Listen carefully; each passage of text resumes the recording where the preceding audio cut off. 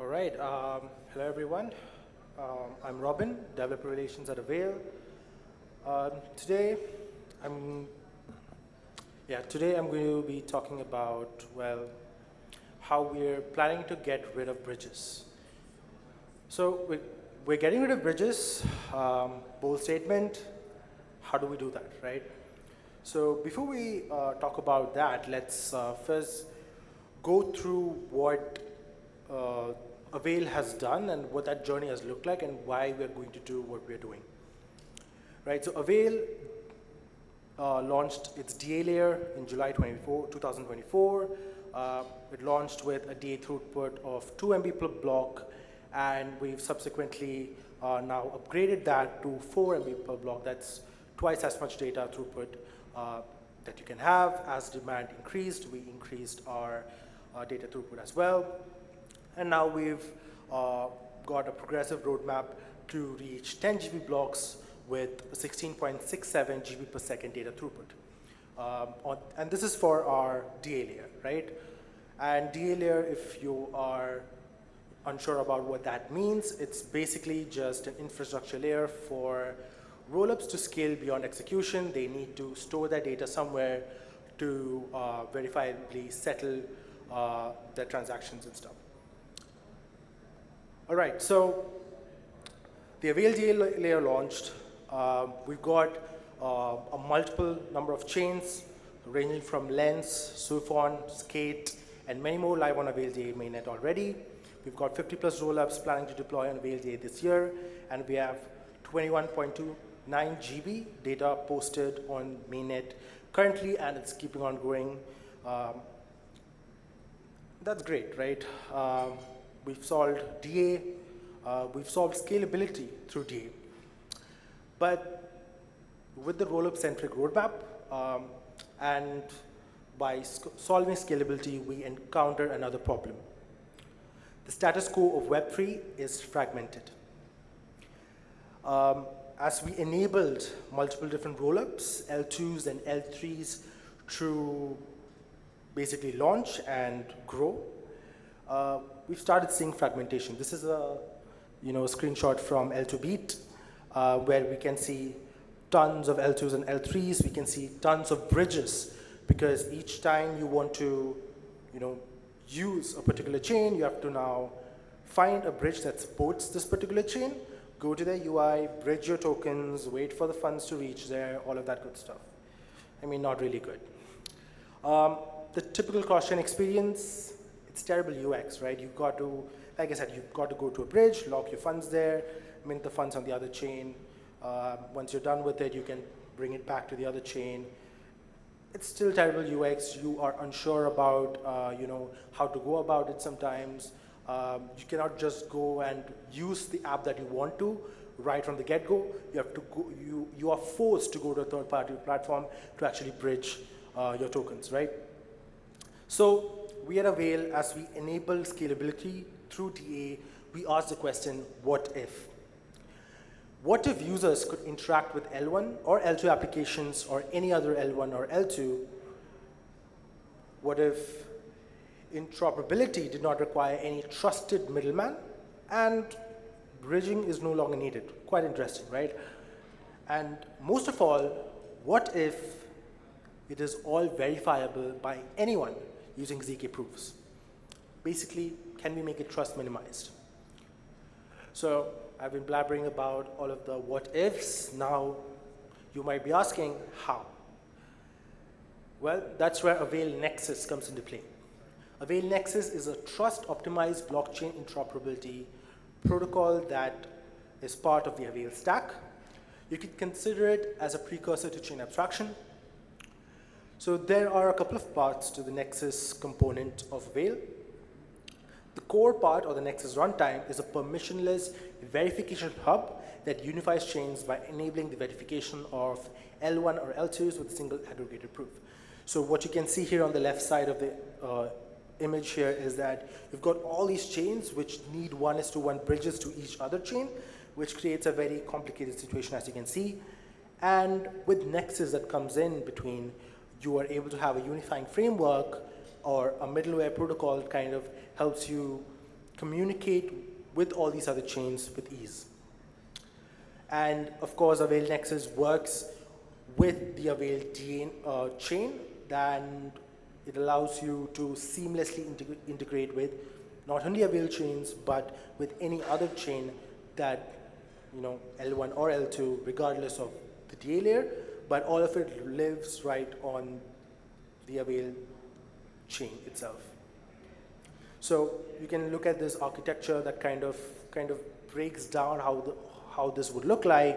You have all these chains, chain A, chain B, chain C, up to N chains that is powered by Avail Nexus, and you've got 3 different paths or 3 different kinds of apps that Nexus provides for a developer to basically optimize for what exactly that they need. And all of this lives on top of the Avail DA layer, right? The ZK Interop app is basically a cryptographic security runtime. It basically is what I just talked about as the Nexus core or the Nexus runtime. It basically allows you to aggregate the proofs of execution of all these different chains or different apps and aggregate it and be able to prove the execution of that. This makes it very trust minimized and also allows you to have light client verification. Avail has this entire P2P light client network that currently only samples and verifies consensus and DA, but for the ZK Interop app of Avail Nexus, you are in addition to that able to get security guarantees by allowing the light client to verify this aggregated proof from the ZK Interop app. In addition to that, we've also got 2 different paths. So if you want a more hardware-specific security for your Interop apps, you can choose the TEE path, and then you've got the OP or the optimistic path that is powered by cryptoeconomic security, right? And the cool stuff about this is this optimistic nexus or the OP nexus is more of like the traditional intent-based interoperability, as you would probably know, and whereas the ZK Interop and the T Interop is more about the message passing interop that you might have heard of, right? And this means we're trying to combine both the worlds of both message passing and intent-based architectures and make it verifiable as well at the same time. The optimistic route also comes with dispute resolution, although it does not have the full light client verification that you would probably have if you use the ZK path, right?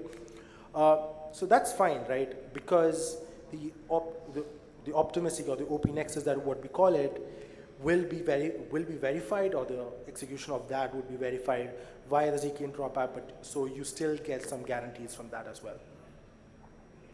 So let's just look or dive into what the Nexus runtime would kind of look like. So basically, we've got the Avail TA network, and on top of that, you've got this P2P layer of Avail light clients, or as you see, the Avail LC network or the light client network.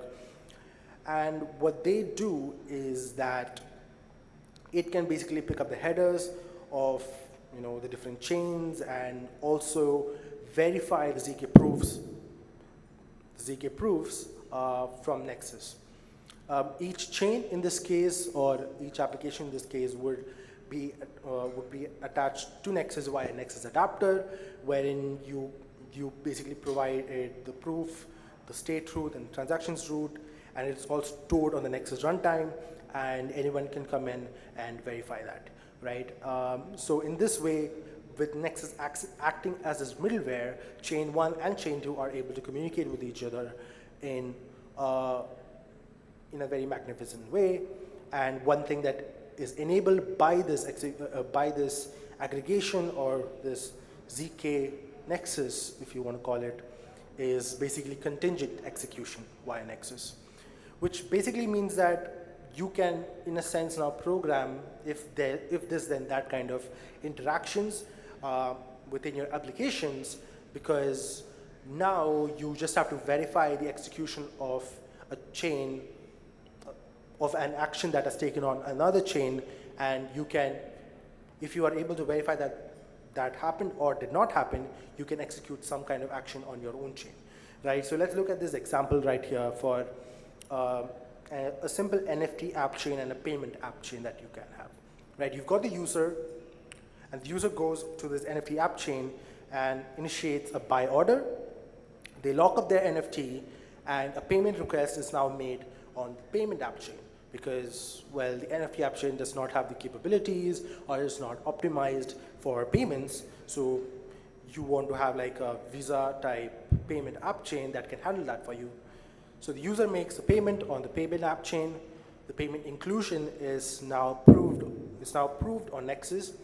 And once the NFT app chain gets this proof of payment, inclusion or non-inclusion proof, so if the payment was not made or basically the payment timed out, you can get the proof of that as well.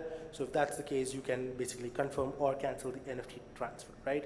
But if suppose that the payment did take place, you now get to confirm that NFT transfer. So you've made the payment, and now you can basically confirm the transfer and give the NFT to the user. So this would be very similar to our current Web 2-like experiences, wherein you go to Amazon, you pick what you like, and when you click buy, you are redirected to this payment provider or a payment aggregator like PayPal, and then you put in your details, and PayPal sends these details to Visa, which then authenticates it, and then the Visa then talks to the bank networks, and they authenticate it and approve the fund transfer and all of that stuff. But eventually, at the end of the day, you as a user do not know that this is happening behind the scenes. You just click buy, you make the payment request, or basically you do the payment, and you get the items, right? The order is placed, you get the items. And this is currently very hard to do in the current Web3 landscape.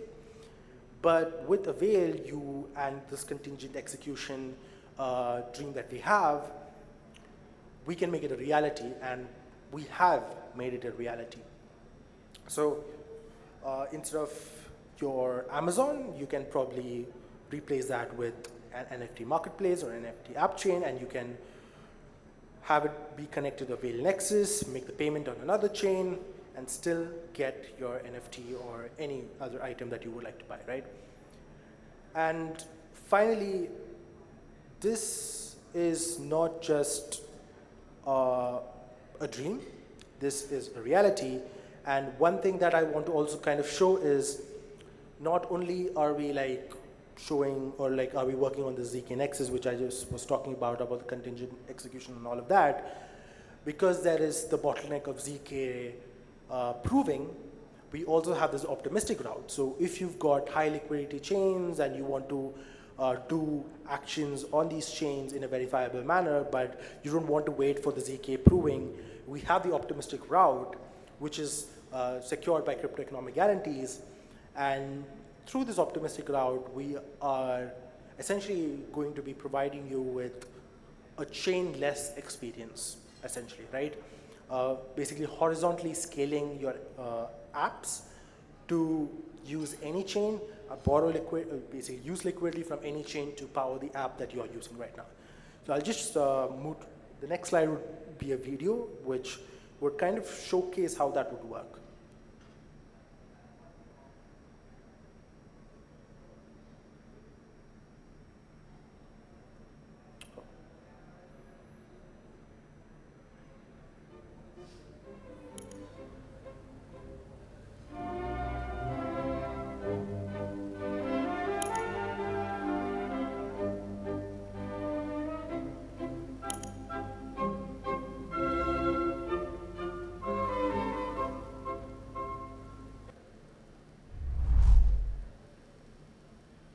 Right, so in that video, what you just saw was a user wanted to deposit their funds into Aave, right? So most of you might be aware of what Aave is. If you don't, it's basically a liquidity protocol where you can deposit or borrow funds in a collateralized manner. It is one of the largest liquidity protocols out there in Web3 today. And the thing is, Aave supports a bunch of markets. It supports markets in multiple different chains. But now the issue was, in the video, I wanted to deposit my funds into the base market, but I did not have funds on the base market. I had my funds on a couple of different other chains like probably Polygon or Arbitrum or Optimism, doesn't matter what chain. Now, if I wanted to maybe make use of the greater APY that was being provided in the base market, I have to, in the traditional way, go to a bridging protocol, select my networks, bridge my tokens from Polygon to Base, then once wait for it to confirm, then go to probably Arbitrum and then bridge my USDC from Arbitrum to Base, and a couple of other transactions where we have more chains to actually bridge funds from. And in this video, basically, similar stuff. We had 3 chains that were being used. We bridged funds from Polygon and BNB, I think, in the video, and we bridged that to Base. And what would have taken otherwise 3 to 4 different transactions to actually do this, we did this in just one transaction. We did not have to leave the platform that we wanted to use, which was Aave. We did not go to a third-party platform like, any of the bridging protocols that you have out there, and you had no UX difficulties. You just have to click supply and approve the transaction, and it happened. That is the Nexus effect. And we will be launching a developer SDK for this soon. The video that I showed was a demo of what could be possible. And yeah, that's what we're doing, and that's how we're getting rid of bridges. This is Avail. I'm Robin. If you have any questions, I'll be here for a small amount of time. You can reach out to me. Thank you.